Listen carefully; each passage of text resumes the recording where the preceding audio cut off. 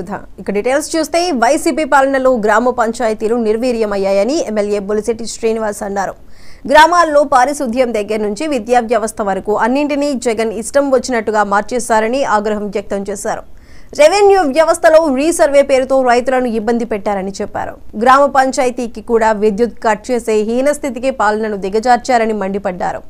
గ్రామాల్లో పారిశుద్ధ్యం బాగోలేదని వాటి నిర్వహణపై చేసిన ఖర్చుల వివరాలు తనకు చెప్పాలని అధికారులకు ఆదేశించారు. గడిచిన 5 సంవత్సరాల్లో ప్రభుత్వం ముద్దు నిద్రలో ఉండి అధికారులను పెంచుకుని సేవ చేయకుండా నిధులు లేక విధులు నిర్వర్తించే అధికారులు పెంచుకున్నాం. 2014 నుంచి 19 వరకు ఉన్న అధికారుల సంఖ్య ఎంత, 19 నుంచి 24 వరకు ఉన్న సంఖ్య ఎంత, ఆ రోజు అయిన ప్రగతి ఏంటి? 2014 నుంచి 19 వరకు 284 సిమెంట్ రోడ్లని 174 యూజీడీలని మనం కంప్లీట్ చేసుకోవాలన్నాం తెలుగుదేశం ప్రభుత్వంలో.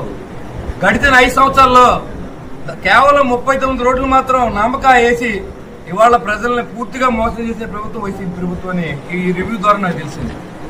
చాలా మంది ఎస్టీ ఎస్టీ సోదరులు ఉన్న చోట ఆ ప్రాంతానికి వచ్చిన ఎస్టీ ఎస్టీ సప్లైల నిధులన్నీ కూడా ప్రభుత్వం తీసుకుని మీకు వేరే బియ్యం ఇచ్చాం లేకపోతే మీకు ఏదో ఇచ్చామని చెప్పి వాళ్ళందరూ కూడా అంబేద్కర్ విదేశీ విద్యను కూడా పూర్తిగా తీసేసి అందరికీ పూర్తిగా ప్రభుత్వంలో ద్రోహం చేసిన వ్యక్తి ఈ జగన్మోహన్ రెడ్డి అనే విషయాన్ని మీకు తెలియజేసుకున్నాం. ఇవాళ చూసుకుంటే దాదాపు జగనన్న కాలనీ నిమిత్తం అభివృద్ధి నిమిత్తం 7,59,00,000 రూపాయలని ఇవాళ గవర్నమెంట్ గ్రాంట్ చేస్తే ఎన్ఆర్జీసీ కింద దాంట్లో 1,06,00,000 ట్యాక్స్ పోను 6,53,92,000 రూపాయలు ఎవరి ఖాతాల్లోకి వెళ్లి తిరిగిన పరిస్థితుల్లో డిపార్ట్మెంట్ ఉంది. అంటే ఇవన్నీ మీరు ఆలోచించేయండి. ప్రభుత్వం ప్రజల కోసం ఖర్చు పెట్టవలసిన డబ్బునంతా కూడా ఇవాళ రాజకీయ నాయకుల జేబుల్లోకి వెళ్ళిపోయే పరిస్థితులు అన్న విషయాన్ని మీరు గుర్తుంచుకోవాలి.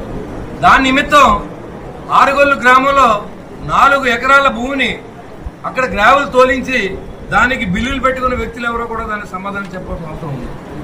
అంతేకాకుండా ఏ గ్రామంలో కూడా సర్పంచ్కి విలువ లేదు, ఎంపీటీసీకి విలువ లేదు, జడ్పీటీసీకి విలువ లేదు.